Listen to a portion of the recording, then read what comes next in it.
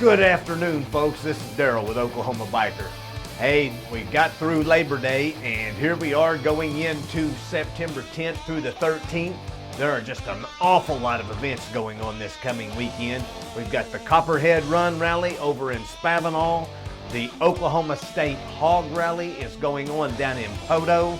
The Hot Springs Rally is happening over at the Hot Springs over in Arkansas. That's got Travis Tritt on Saturday night, 38 Special on Friday night. That's always a good event with all those rides going on around Arkansas. Eagle Rider Rally is happening in Muskogee this weekend. The Real Heroes Cancer Benefit is this weekend in Tulsa.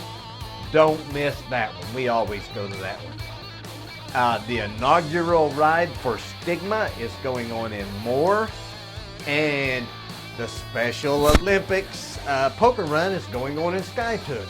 I'll be doing the Special Olympics poker run and then heading over to the Real Heroes Cancer Benefit.